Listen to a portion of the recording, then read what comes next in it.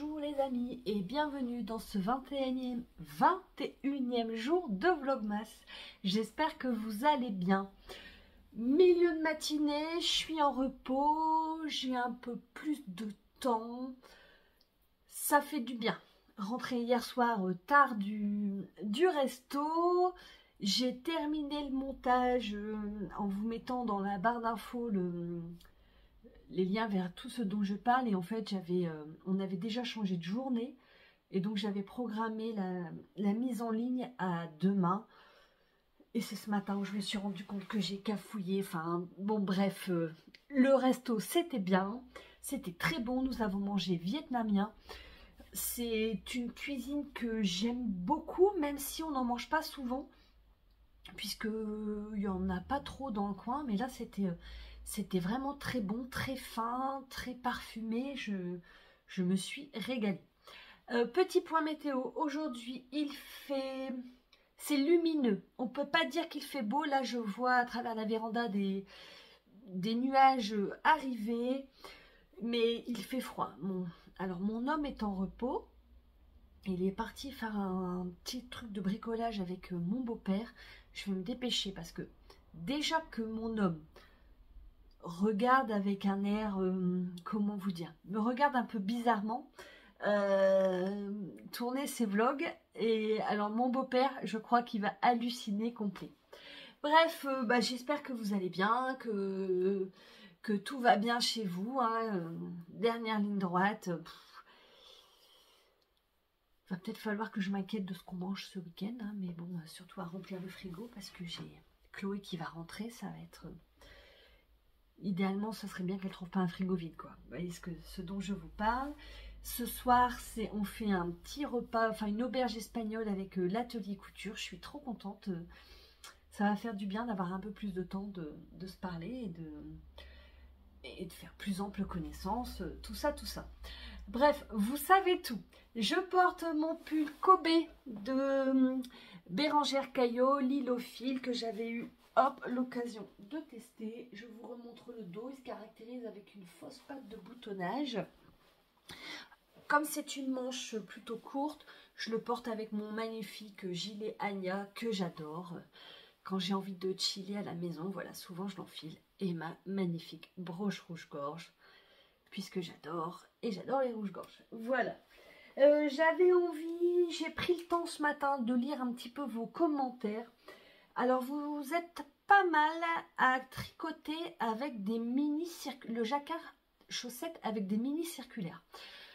J'ai vu, alors jusqu'à présent, je ne prêtais pas plus attention que ça dans les podcasts, mais je sais qu'il existe des aiguilles avec des mini aiguilles circulaires avec une aiguille qui est plus courte que l'autre.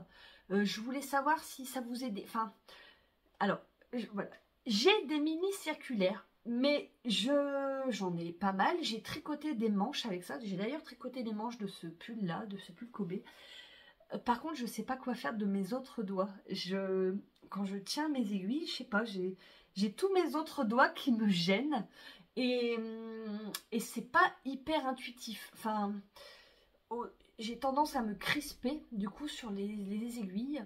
Et j'avais entendu que c'était un peu plus facile avec des aiguilles de ce type. Donc n'hésitez pas à me dire si vous avez ces aiguilles, si vous rencontrez également ce problème de trop de doigts mais pas assez de mains, hein, voilà, pour tricoter. Et voilà, vraiment je prendrai vos conseils avec plaisir. Béatrice, tu reviens sur le syndrome de rétrécissement des manches sur mon Trescao. Alors oui, je note que l'idée de la dentelle au crochet, c'est une très bonne idée. Comme ça m'éviterait d'avoir à démonter du noir. Enfin voilà. Très bonne idée, sauf que je ne sais pas crocheter. Alors, ça me tente beaucoup. Anne-Sophie, ne t'étouffe pas en m'écoutant. Ça fait des années que j'ai envie de crocheter. Sauf qu'en fait, je le prends pour moi comme une... Comme je suis débutante en crochet, je perds du temps puisque ce n'est pas intuitif. Et en fait, j'ai l'impression de perdre du temps puisque vu l'avancée de mon projet en 10 minutes de crochet, je pourrais tricoter 4 fois plus et du coup j'ai l'impression de perdre du temps. Alors c'est vraiment parce qu'il suffirait de persévérer et je gagnerais en vitesse, comme dirait mon cher et tendre, la vitesse viendra avec l'expérience. Mais du coup ça me frustre, voilà, donc mais c'est une très bonne idée. Si un jour je crochette, c'est une très bonne idée. Par contre, du coup, moi j'ai pensé, en lisant ton commentaire, j'ai pensé à quelque chose. Je sais qu'il existe des patrons juste de bout de manche. En fait, au lieu de vous tricoter une chemise ou des cols, donc dans ma patron tech cette idée pour les cols, j'avais acheté ça pour le CAP, vu qu'on devait savoir coudre plein de cols différents. Et en fait, je sais qu'il existe la même chose pour les manches. Donc en fait, vous glissez sous un pull, ça fait comme si vous aviez une chemise. Ça peut être une idée. Le plus simple étant peut-être de coudre une chemise. Mais comme il est très dégagé, vous voyez, la construction de ma garde-robe, c'est quand même un questionnement de chaque instant. Hein. Mais en fait, le Trescao est très dégagé. Et je trouve que c'est pas toujours pratique de mettre un vêtement en dessous d'un pull qui est très dégagé. Surtout une chemise, ça a tendance à plisser ici. Et je trouve pas ça forcément gracieux, en tout cas sur moi. Mais j'ai pensé à un patron que j'ai dans ma patron tech. Est-ce que je l'ai pris là? Eh ben si je l'ai pas, je l'ai sorti. Hein. Je vous mettrai du coup une photo ici. C'est le patron d'une chemise Niala. C'est Instinct Couture la marque, c'est ça. Alors c'est un patron que j'ai acheté à sa sortie, que je trouve super canon. Je vois toujours plein de versions sur Instagram qui sont vraiment belles. Et je n'ai pourtant jamais pris le temps de coudre ce patron. Et je sais qu'il pourrait être pas mal parce qu'en fait, il est un peu, vous savez, c'est un col à froufrou. Et en fait, il est très dégagé. Il n'est pas aussi près du cou, par exemple, que la chemise azur. C'est plus dégagé. Donc ça pourrait être pas mal, sauf que c'est une version manche courte. C'est manche courte, manche 3/4. Et moi, idéalement, je voudrais une manche longue. Donc, il faudrait que je patronne la manche longue. Donc, il faut que je prenne le temps pour un pull que je mets rarement. En fait. Voilà, mais en tout cas, je suis contente de vous avoir parlé de ce syndrome puisque on entrevoit une éventuelle solution. Hein. Voilà, réflexion du jour. Cécile, tu m'as fait trop rire quand je parle. J'attends que mon homme rentre pour lui faire prendre son bain. Je ne gère pas le bain de mon homme. Hein. Il se débrouille. Une mère, il en a une. Des enfants, je n'en ai que 2. Hein, j'ai pas choisi d'en avoir plus. Donc, il se débrouille, il prend son bain comme il veut, comme il l'entend. Mais ceci dit, mon pull n'a toujours pas pris son bain. Je vous dis, je suis débordée. Et et pour finir, vous êtes plusieurs à m'avoir parlé de la difficulté de choisir certains projets tricot parce qu'ils sont en anglais. Alors, je comprends votre appréhension, c'est une appréhension que j'avais également quand j'ai débuté le tricot. Et la langue, je vais vous dire sûrement quelque chose que vous avez entendu dans plein d'épisodes et plein de fois, mais vraiment, la langue du tricot, c'est l'anglais. Il y a un terme pour chaque chose. Une maille en droit, c'est K-knit, le K de knit. Ils ont un terme différent pour dire tricoter une maille envers, c'est purl. Donc vous voyez, nous, là où il faut plusieurs mots, eux, ils en ont qu'un. Donc l'abréviation, c'est P. Et c'est comme pour le tricot en français. Quand vous savez faire une maille en droit et une maille envers, franchement, vous savez tricoter.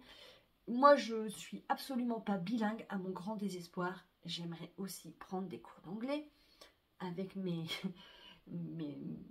les points qu'on cumule, vous voyez, la cagnotte qu'on cumule au boulot. Mais il faut que je trouve une formation, voilà. Vraiment, je vous dis tout. Hein. Mais franchement, tricoter en anglais, c'est beaucoup plus simple qu'il n'y paraît. Alors, moi, quand j'ai commencé le tricot circulaire, j'avais acheté ce livre-là. Liz Taylor venait de le sortir au CSF. Il est même dédicacé.